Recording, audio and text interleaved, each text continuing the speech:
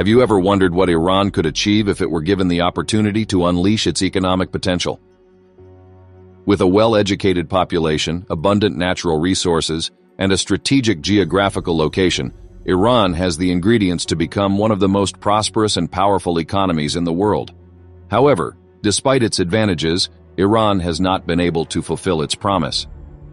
In this video, we will explore the factors that have hindered Iran's economic growth and delve into the potential consequences of its current trajectory. Iran, home to 88 million people, possesses a relatively young and educated workforce ready to contribute to its economic growth. Moreover, the country boasts immense natural resource wealth, with up to 5% of the world's extractable metals located within its borders. Iran possesses the second-largest reserves of natural gas globally, trailing only Russia, and its oil reserves surpass those of the UAE and Qatar combined. Geographically situated between Asia and Europe, Iran enjoys easy access to the world's oceans, making it a strategic hub for trade. Furthermore, Iran has the potential to rapidly develop its infrastructure, laying the foundation for future growth. Despite these advantages, Iran's current economic performance falls far short of its potential. Presently, its GDP stands at a modest $360 billion, resulting in a per capita income of $4,091, placing it on par with countries like Sri Lanka and Lebanon. This economic underachievement is further exacerbated by an authoritarian government that shows little concern for the well-being of its citizens. However, it is crucial to note that even from a purely self-interested perspective, Iran's leadership has failed economically, as they are not accumulating wealth for themselves. How did Iran transition from being one of the fastest-growing economies in the world to its current state of economic failure? To understand this, we must examine the dynamics that have contributed to Iran's decline. Shortly after the Iranian Revolution in 1979, the new government nationalized industries and confiscated assets belonging to individuals who did not align with their ideology. These confiscated assets were placed under the control of organizations known as bonyads. Ostensibly created to provide social services to the poorest citizens, bonyads quickly transformed into corrupt entities that siphoned resources, evaded taxes, and operated without financial transparency. Directly reporting to the supreme leader, these bonyads contribute 20% of the country's output and employ 10% of its workforce, granting the government unchecked control over significant economic sectors. The dominance of bonyads has had detrimental effects on Iran's economy, making it unattractive to foreign investors. The fear of nationalization and unfair competition from bonyads stifles investment and impedes the growth of industries beyond fossil fuels. Presently, oil exports account for 69% of Iran's total exports, and petrochemical products make up an additional 20%. Relying heavily on a single sector poses significant risks to Iran's long-term economic stability. In contrast, neighboring oil-rich countries, despite their own geopolitical complexities, actively seek diversification by encouraging foreign business activity and investing in infrastructure projects. By contrast, Iran's leadership seems content with maintaining the anti-competitive status quo, prioritizing control over economic progress. Understanding Iran's economic challenges requires acknowledging the intricate relationship between its theocracy and economic systems. The small group of Iranian elites benefiting from the government's absolute control has little incentive to pursue economic development that might threaten their power. Moreover, a wealthier population possesses the means and capacity for political activism, which could challenge their authority. Keeping the population economically subjugated and dependent serves the interests of the ruling elite. Additionally, a financially burdened population is less likely to demand higher wages, thereby preserving the profits of corporations and bonyads. These intertwined systems of control and economic suppression further solidify the current regime's power. However, this approach comes at a significant cost to Iran's long-term economic growth and prosperity. While the elites exploit the corrupt systems in place, the majority of the population suffers from limited opportunities, low wages, and a lack of upward mobility. The absence of a thriving private sector and the stifling effect of bonyads hinder entrepreneurship and innovation, preventing the economy from reaching its full potential. Furthermore, Iran's heavy reliance on oil exports leaves it vulnerable to fluctuations in global oil prices and changing dynamics in the energy sector. As the world transitions towards renewable energy sources, Iran's oil-dependent economy faces a looming threat. Failing to diversify its industries and invest in alternative sectors will result in economic stagnation and increased vulnerability. Internationally, Iran's economic choices have consequences beyond its borders. The lack of transparency, corruption, and nationalization fears deter foreign investors from engaging with the Iranian market. As a result, potential partnerships and collaborations with global businesses remain limited. Other countries in the region with similar authoritarian governments have recognized the need to attract foreign investment and foster business growth. The United Arab Emirates has developed bustling cities and world-class infrastructure to become a global business and tourism hub. Qatar has invested heavily in hosting the World Cup, leveraging the event to showcase its progress and attract international attention. Saudi Arabia, despite its geopolitical challenges, embarks on ambitious megaprojects to stimulate economic growth and entice foreign companies. In contrast, Iran's inward-focused policies hinder its ability to participate fully in the global economy. So what steps could Iran take to unleash its economic potential and secure a prosperous future? First and foremost, there is a need for economic and political reforms. Reducing the influence of bonyads, combating corruption, and promoting a level playing field for businesses would attract foreign investors and encourage domestic entrepreneurship. This entails transparency and financial reporting, fair competition regulations, and a commitment to the rule of law. Before we dive into the topic of sanctions, it is important to mention the role of bonyads in Iran.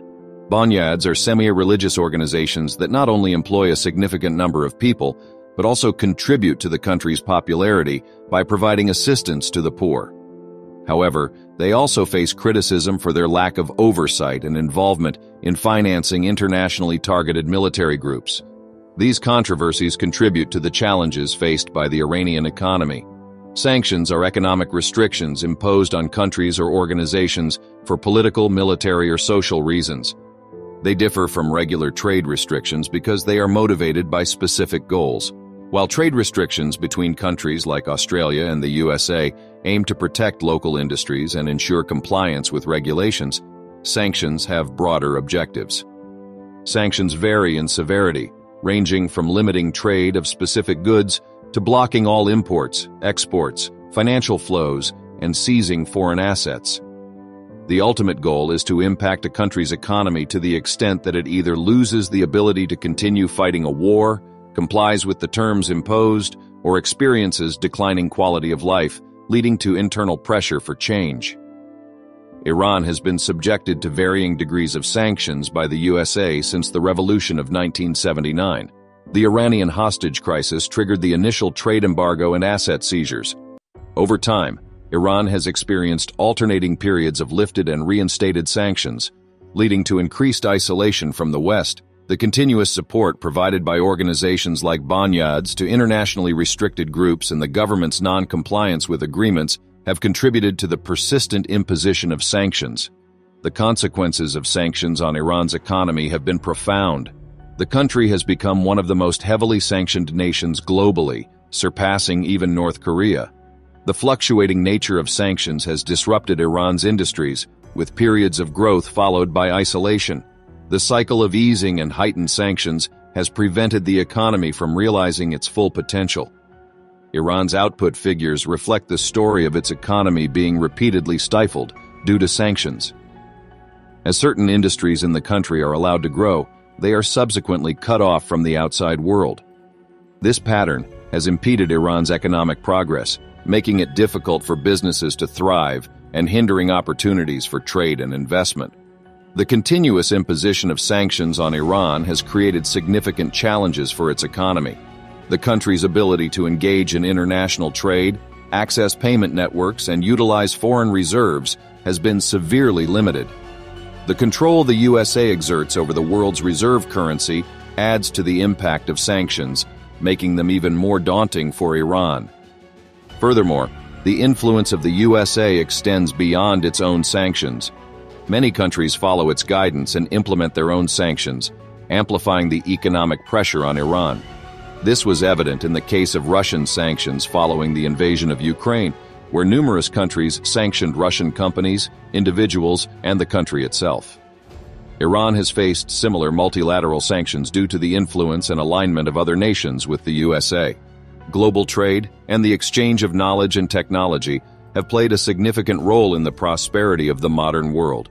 This interconnectedness has allowed countries to specialize, access modern equipment, and increase overall wealth.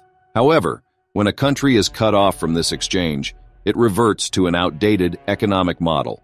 The effectiveness of sanctions can be observed by examining countries like Iran, where the long-term impact is evident. Iran had experienced significant economic growth by 2012, with a GDP of $644 billion, almost 6 times higher than a decade prior. With proper economic management, there was every possibility of sustaining this growth rate. Despite Western sanctions during that period, some controls were gradually easing due to agreements surrounding nuclear development and oversight. However, challenges persisted, including corruption, an inefficient banking system, unfair competition from state-owned companies, and limited opportunities for women to participate in the workforce.